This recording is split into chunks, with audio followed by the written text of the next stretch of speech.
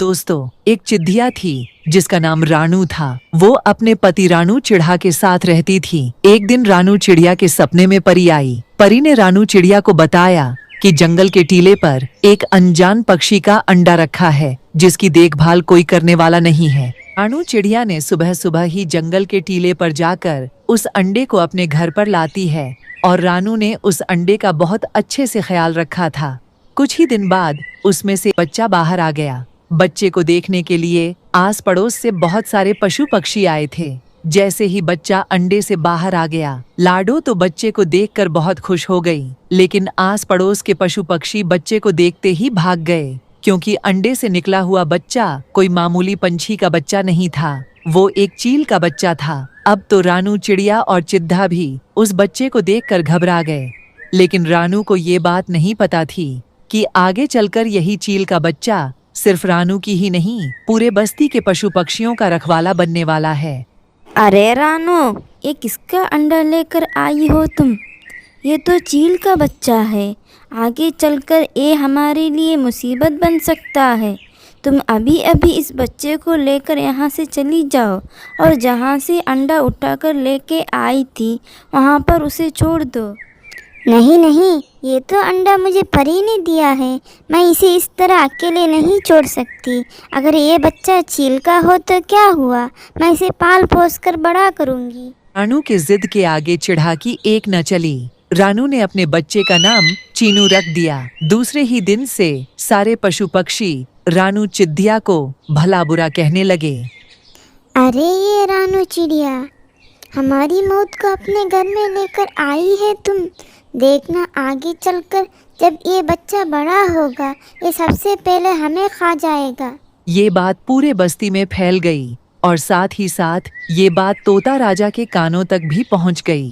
राजा जी ने शाम को मीटिंग बुलाई और उसमें रानू और चिद्दा दोनों को आने का संदेश सिपाही पक्षियों के द्वारा भेज दिया।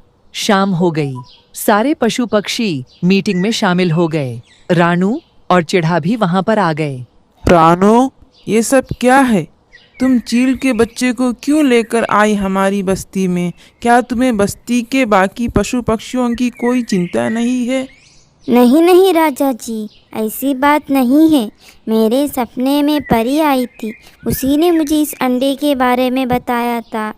ये सब बकवास है राजा जी। मैं तो कहता हूँ लाडू और उसके परिवार को इस बस्ती से बाहर निकाल दो। भूरे कौवे की बात सुनकर बाकी के पशु पक्षी भी चिल्लाने लगे।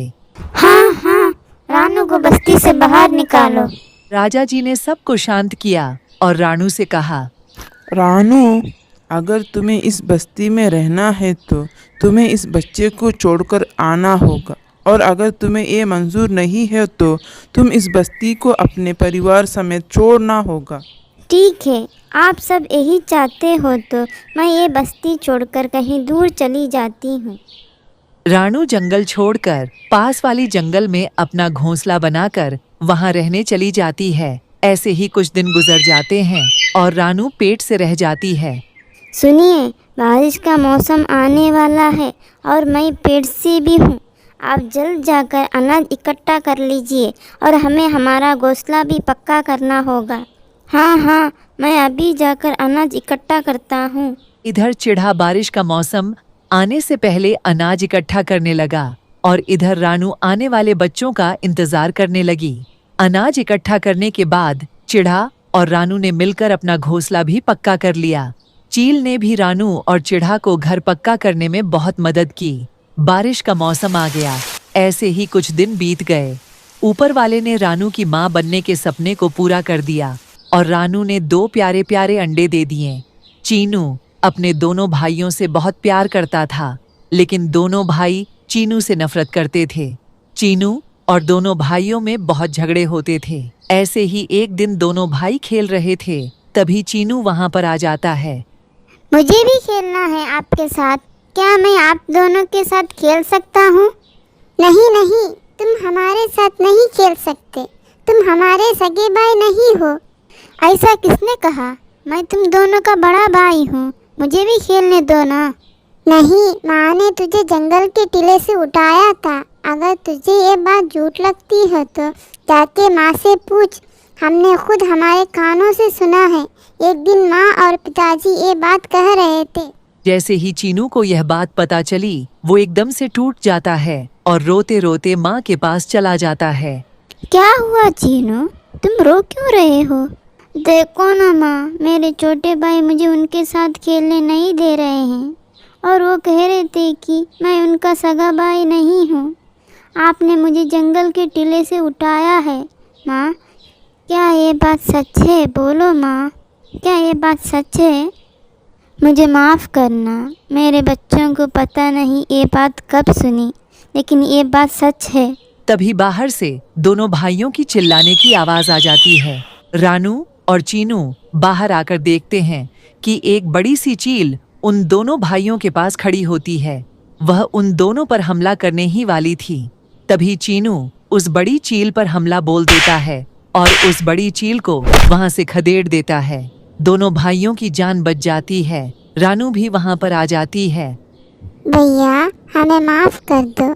अगर आज आप यहाँ पर नहीं होते तो ये बड़ी चील हमें खा जाती। दोनों भाइयों को अपनी गलती का एहसास हो जाता है और दोनों चीनू के गले लग जाते हैं। रानू ये सब देखकर बहुत ही खुश हो जाती है। ऊपर से यह सब दृश्य भूरा कौआ देख रहा था। वो जाकर ये सब बात राजा के कानों तक पहुंचा देता है। राजा जी, हमने रानू को बस्ती से निकलकर बहुत बड़ी गलती कर दी। आज मैं रानू के घोंसले के ऊपर से उड़ रहा था और उसके बच्चे बाहर खेल रहे थे। तभी वहाँ पर एक बड़ी सी चील आ गई और उसने उन दोनों पर हमला कर दिया। तभी रानू के घोंसले से एक चील का बच्चा बाहर आ गया और उसने उस बड़ी चील का सामना भी किया और उस बड़ी सी चील को खदेड़ दिया। मुझे लगता है कि रानू ने जिस चील के बच्चे को पाला था ये वही बच्चा है।